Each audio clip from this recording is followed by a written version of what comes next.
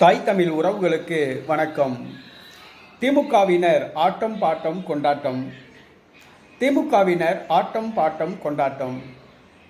செந்தில் பாலாஜி இவர் கரூர் மாவட்டத்தை சார்ந்தவர். செல்வி ஜெயலலிதா அமைச்சரவையில் போக்குவரத்து துறை அமைச்சராக இருந்தார். பின்பு செல்வி ஜெயலலிதாவின் மறைவுக்கு பின்பு அம்மா மக்கள் முன்னேற்றக் கழகம் சென்றார். பின்பு திமுகவில் இணைந்து திமுகவின் மாவட்ட செயலாளர் ஆனார்.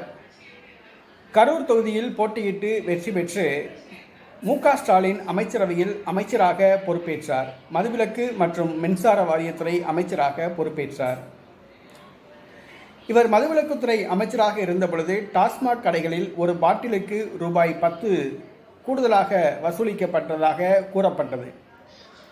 இவர் அளவுக்கு அதிகமாக சொத்து சேர்த்ததாக குற்றம் சாட்டப்பட்டது. ஈரோடு கிழக்கு தொகுதி இடைத்தேர்தல் செலவுக்கு இவர்தான் பணப்பட்டுவாடா செய்ததாக கூறப்பட்டது. 400 கோடி ரூபாய் அளவுக்கு செலவு செய்ததாக கூறப்பட்டது. இந்த சூழ்நிலையில் பாரதிய ஜனதா கட்சி திமுகவிற்கு செக் வைக்கும் விதமாக செந்தில் பாலாஜியை குடைய ஆரம்பித்தது. அமலாக்கத்துறை மூலமாக அதிரடி சோதனை நடத்தி அவரை கைது செய்து சிறையில் அடைத்தது. ஏறத்தாழ 11 மாத காலமாக சிறையிலிருந்து வருகிறார். அவருக்கு இதய அறுவை சிகிச்சை வேறு செய்யப்பட்டுள்ளது. இந்த சூழ்நிலையில் அவர் ஜாமீன் கேட்டு விண்ணப்பித்திருந்தார். ஆனால் அவர் சாட்சிகளை கலைக்க வாய்ப்புள்ளதால் ஜாமீன் கொடுக்கக்கூடாது என்று நீண்ட நாட்களாக அமலாக்கத்துறை எதிர்மனு தாக்கல் செய்து வருகிறது. இந்த சூழ்நிலையில் உச்சநீதிமன்றத்தில் மனு தாக்கல் செய்திருந்தார். இன்றைய தினம் விசாரணைக்கு வந்தது. இன்றைய தினம் தன்னுடைய உடல்நிலையை காரணம் காட்டி செந்தில் பாலாஜி ஜாமீன் கேட்டு விண்ணப்பித்திருந்தார்.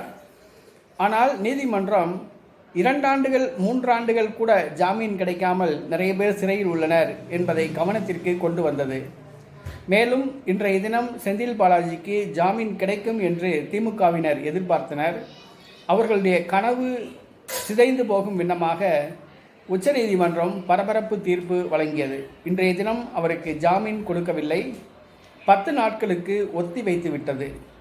இன்று செந்தில் பாலாஜிக்கு ஜாமீன் கிடைக்கும் என்று காத்திருந்த அவருடைய ஆதரவாளர்கள் ஏமாற்றம் அடைந்தனர்.